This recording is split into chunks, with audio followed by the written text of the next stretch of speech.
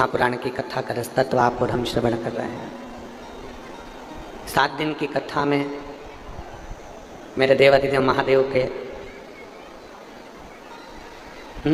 भगवान शिव के स्वरूपों का दर्शन आप और हम कर रहे हैं।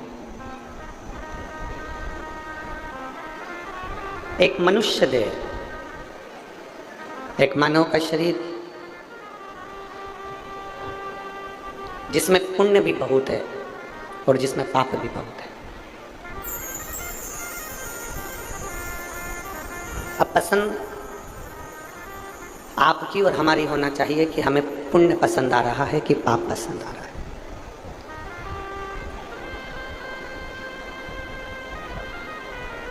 हम कितना पुण्य कर रहे हैं और हम कितना पाप कर रहे हैं। जितने भी संसार के लोग हैं ना, ये अपने पुण्य को तो गिनते हैं कि मैंने गौ माता को रोटी दी, गाय को रोटी दी, मैंने पुण्य किया। बोलो सही बात है कि गलत है? मैंने भूखे को भोजन कराया, मैंने पुण्य किया। दुनिया के लोग अपने अपने पुण्य को गिनने में लगे हुए हैं कि हमने गौ माता को रोटी दी, पुण्य कमा लिया। हमने कथा सुन ली, पुण्य कमा लिया। हमने शंकर जी के मंदिर में जाकर 1 लोटा जल समर्पित कर दिया, पुण्य कमा लिया। ये जितना संसार का मनुष्य है, संसार में रहने वाला प्रत्येक मनुष्य अपने पुण्य को देखता है कि हमने ये पुण्य कमाया।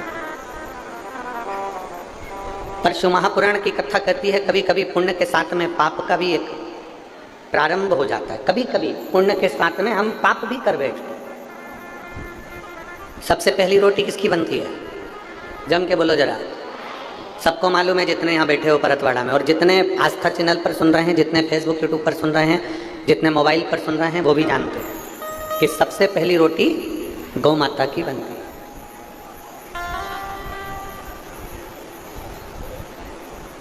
झूठ मत बोलना, थोड़ा सा सत्य बोलना। सबसे पहली रोटी गौ माता की बनती है, पर सबसे आखिरी में गौ माता के मुंह में जाती है।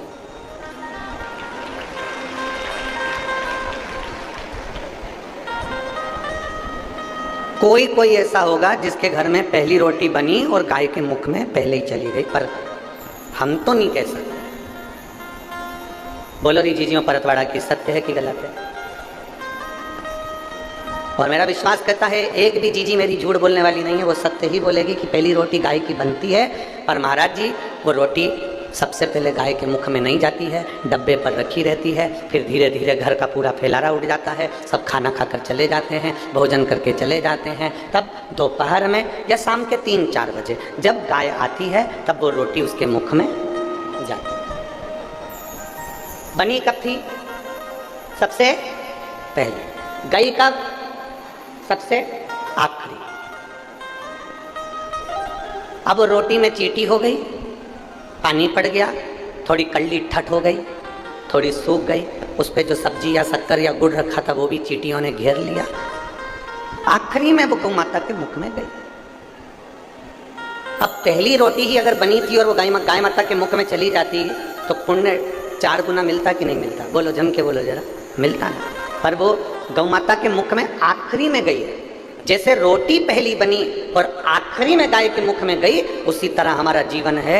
हम जब ताजी रोटी रहते हैं, छोटा बच्चा रहता है, तो कहते हैं अभी इसकी कोई पढ़ने की उम्र है, अभी कोई इसकी भगवान के भजन करने की उम्र है, अभी कोई इसकी कथा सुनने की उम्र है। हमने वो रोटी को धीरे धीरे सेक कर रख तो दिया, पर वो रोटी धीरे धीरे बढ़ते बढ़ते बढ़ते बढ़ते जब बुढ़ापा आता है, तब लोग कहते हैं कि मैंने बचपन तो गवा दिया, जवानी गवा दी, अधेड़ी गवा दी, पर जो आखिरी बुढ़ापा, तब लोगों के समझ में आता है कि अब मैं बुढ़ापे में भगवान का भजन करूंगी। तो भगवान भी कहता है जब रोटी ताजी थी तब मुझे दी नहीं, और आखिरी में जब ये रोटी पूरी सड़ गई तब तू ला जाकर मुझे दे रही है, तो किस काम?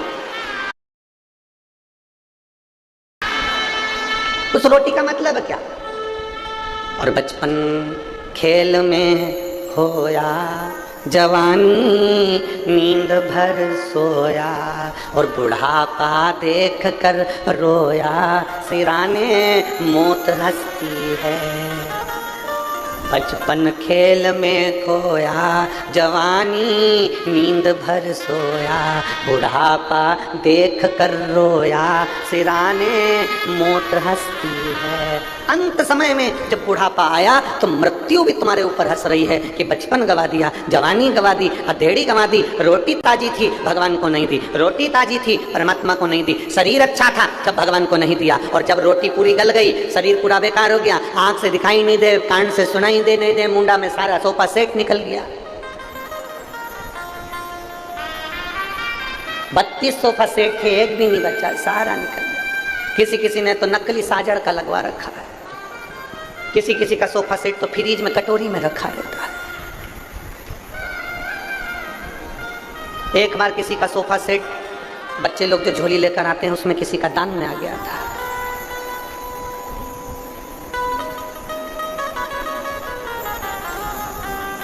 जब घर जाकर वो खोला गया पोट, एक डब्बी, तब उसमें जो सोफा सेट निकला तो राघव बोले, कहने लगे पापा देखो तो सही, पहली बार किसी ने कुछ नया गिफ्ट दिया है।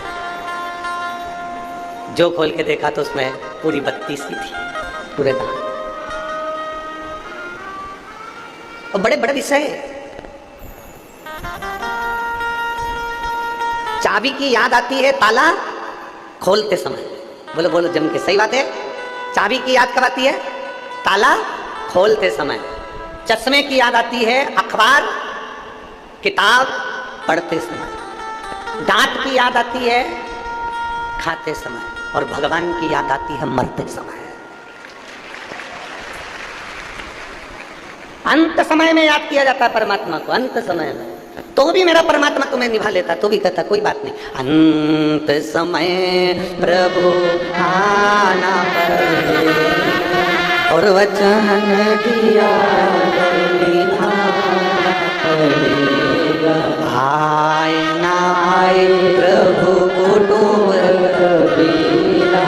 अंत समय प्रभु आना पड़ेगा, वचन दिया तो निभाना पड़ेगा। अंत समय में उस परमात्मा की याद आ रही, अंत समय, और तो भी निभा रहा है। किसी ने गौ माता से पूछा, गौ माता एक बात बताओ,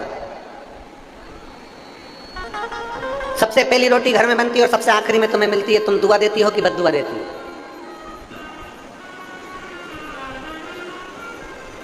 सब चाय पी लें, बहुएं सब चौके में बैठ के, रसोई घर में बैठ के चाय पी ले, और आखिरी में सास की याद आई और फिर चाय देखी है। बोलो जरा जम के, सास खाए बिना रह जाए पर बोले बिना नहीं रह सकते। आखिरी में तो सास कही देती है तुम ही ढसक लो,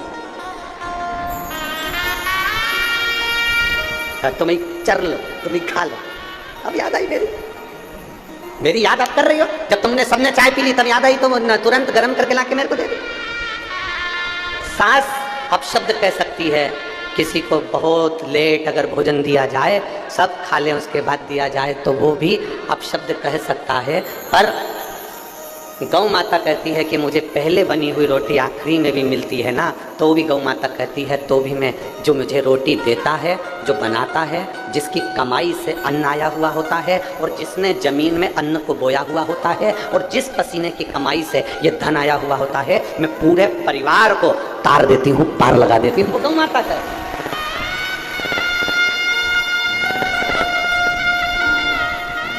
वो गौ माता,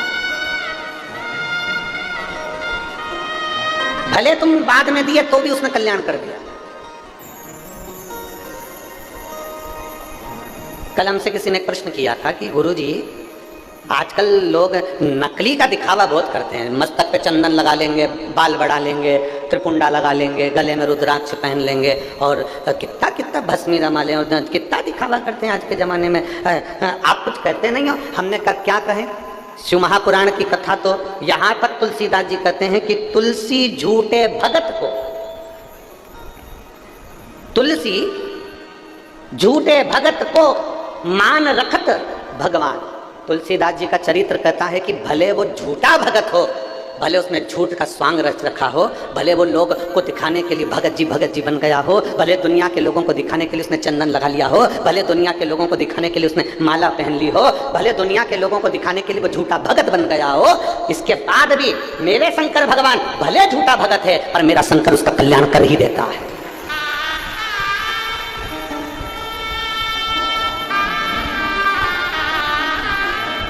तुम सच में भगवान की भक्ति करो चाहे झूठ में करो।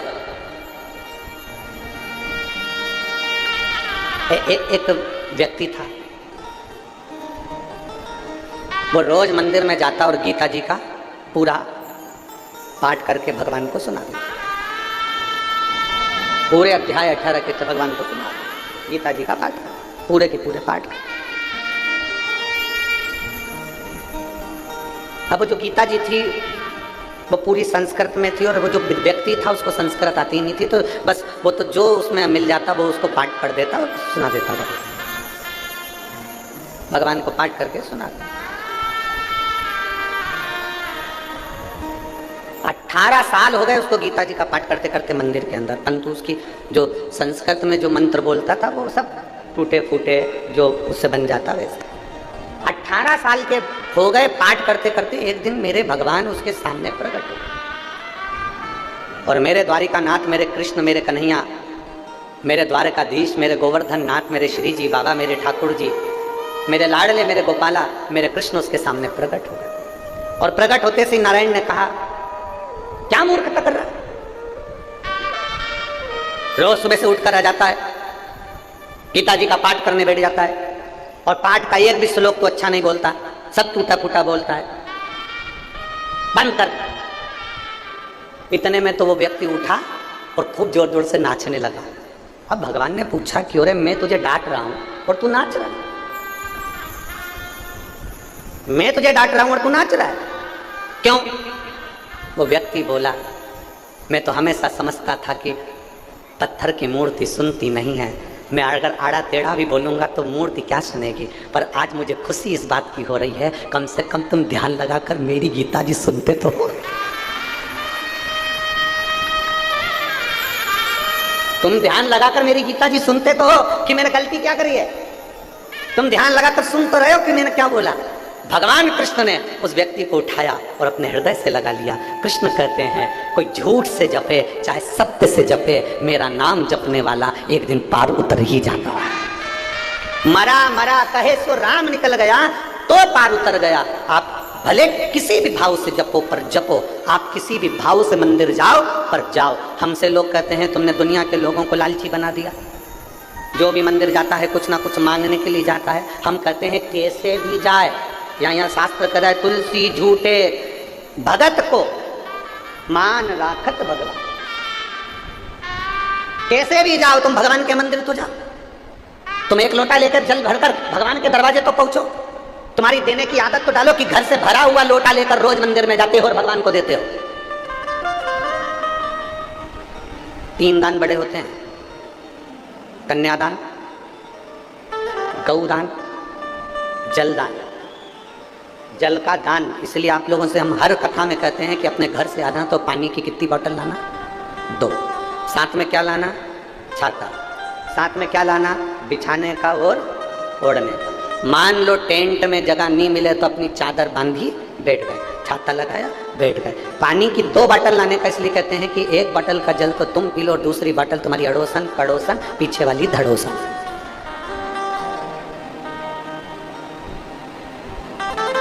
कौन कौन जम के बोलो? अड़ोसन पड़ोसन पीछे वाली धड़ोसन। इनको वो पानी अगर प्यास लगे तो अपने घर से जो जल भर के लाए हो वो इनको दो।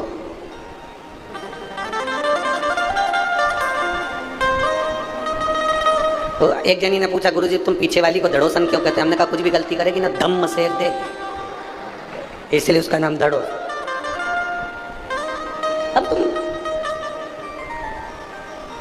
जितने यहाँ बैठे और जितने आस्था चैनल पर कथा सुन रहे हैं, जितने फेसबुक यूट्यूब पर कथा सुन रहे हैं, रोज प्रतिदिन आपके घर से जल का दान होता है। आपके घर से जल का दान होता है प्रतिदिन। आपने देना सीख लिया। 1 लोटा जल भरते हो और 1 लोटा जल भरकर तुरंत शिव जी के मंदिर में जाकर समर्पित करते हो। तुमने देना सीख लिया। और जिसने संसार में देना सीख लिया, मेरे भोलेनाथ भी फिर उसको देना चालू कर देते हैं, फिर उसको रोकते नहीं।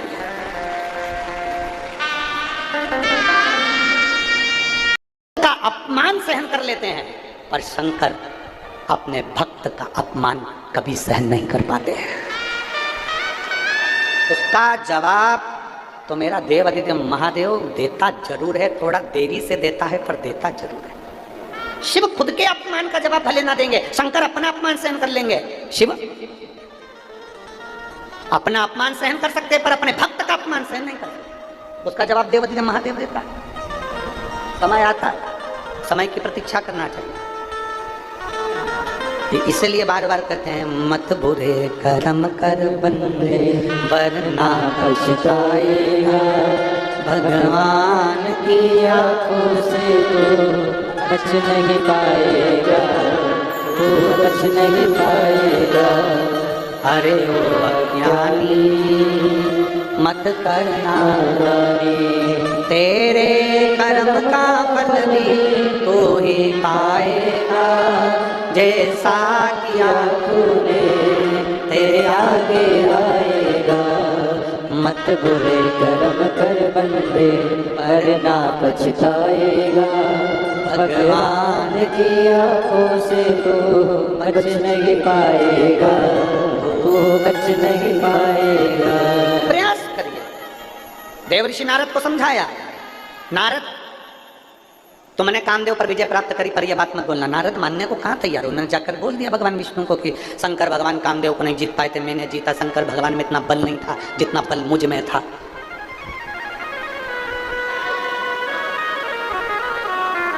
तुम कितने बड़े भी ज्ञानी बन जाओ, तुम कितने बड़े भी धनपति बन जाओ, तुम कितने बड़े भी करोड़पति अरबपति बन जाओ, परशु महापुराण की कथा कहती है, कभी भी अपने धन का नशा मत बताना, कभी अपने ज्ञान का अभिमान प्रदर्शित मत करना। तुम कितने बड़े भी ज्ञानी बन जाओ, ज्ञानी जो पुरुष होता है वो देखता है मौन रहकर, मेरे शंकर जैसा चुप रहकर धारण करते जाता है, धारण करते जाता है। अगर तुम बहुत ज्ञानी हो और अपने ज्ञान का दिखावा कर रहे हो, तो तुम ये केवल आडंबर कर रहे हो, केवल आडंबर। तुम ज्ञानी हो, तुम में बहुत ज्ञान है, और तुम अगर उस ज्ञान का दिखावा कर रहे हो तो आडंबर कर रहे हो। दिखाना किसको चाहते हो, किसको बताना चाहते हो? तुम शंकर भगवान के बहुत बड़े भगत हो, तुम शिव जी को एक लोटा जल चढ़ाते हो, तुम शंकर जी के मंदिर जाते हो, तुम शंकर भगवान की आराधना करते हो, तुम श्री शिवाय नमस्तुभ्यम का जाप करते हो। मेरा निवेदन है जीजियों, मेरे जीजाओ, निवेदन है आपसे, कभी इसका आडंबर मत करना कि मैं 1 महीने से मंदिर जा रही हूँ, कि मैं 4 महीने से जा रही हूँ, कि मैं 6 महीने से जा रही हूँ। बाबा भोलेनाथ जी को धन्यवाद देना कि तूने मेरा शरीर अच्छा रखा है, इसलिए तेरे दरवाजे पर आ रही है।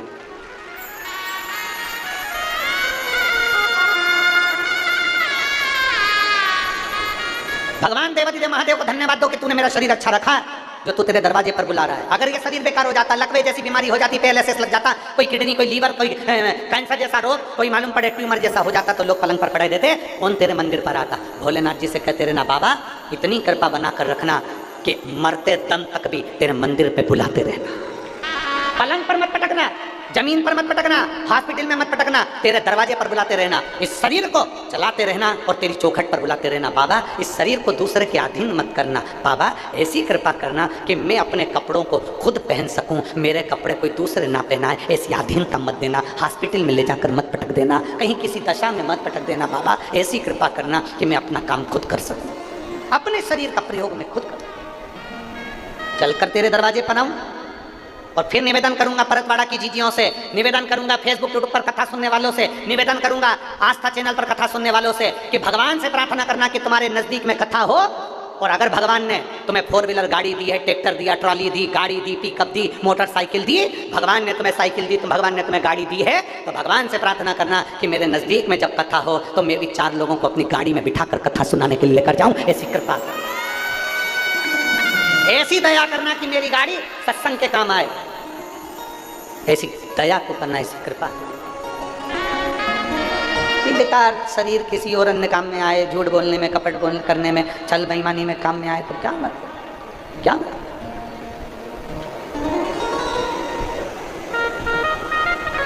शिव की भक्ति में मन लगता, शिव की आराधना। और किस्मत वाले हो, परतवाड़ा वालों, अभी अभी कथा 6 तारीख से चालू हुई है, सुबह 9:30 बजे से 12:30 बजे तक चलती है। 12 तारीख को विराम हो जाएगी। आज कौन सी तारीख हो गई?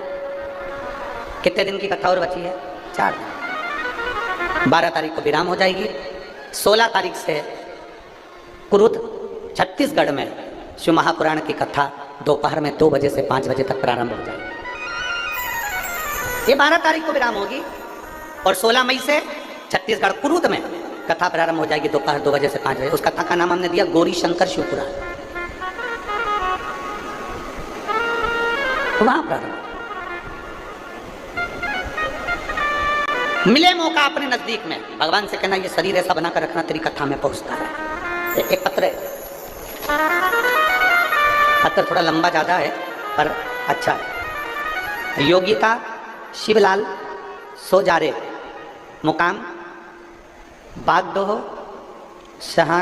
शहनूर, पोस्ट पत्थरोट, तहसील अचलपुर, जिला अमरावती। कहीं बैठी हो तो हाथ हिला सकती हैं, अगर कहीं बैठी हो तो हाथ हिला सकती हैं। योगिता शिवलाल सोजारे, मुकाम बागडोह, शहनूर, पत्थरोट, तहसील अचलपुर, जिला अमरावती। मेरा मोबाइल नंबर ये है। कहीं बैठी हैं? अच्छा दिख रहे हो। श्री शिवाय नमस्ते। बेलपत्री के वृक्ष के नीचे जौ के आटे का चौमुखी दिया, सरसों का तेल डालकर उसमें काली तिल डालकर उसमें एक सफेद फूल डालकर बेलपत्री के वृक्ष के नीचे जैसे एक चौमुखी दिए को जौ के आटे के दिए को लगा दिया जाता है। जो व्यक्ति चिड़चिड़ करता है, जो व्यक्ति क्रोध करता है, जो व्यक्ति अपशब्द बोलता है, आड़ा टेढ़ा बोलता है, ताने देता है, ईर्ष्या रखता है, घर में चिड़चिड़ करे, पूरे घर को अस्त व्यस्त कर रखा, उस व्यक्ति का नाम और गोत्र बोलकर मात्र किसी भी महीने की शिवरात्रि पर, हर महीने शिवरात्रि आती, किसी भी महीने की शिवरात्रि पर एक दिया लगा दिया जाए, व्यक्ति अपशब्द कहना बंद कर देता है, उसका प्रेम प्रबल हो जाता है, उसकी ईर्ष्या समाप्त हो जाती है, उसकी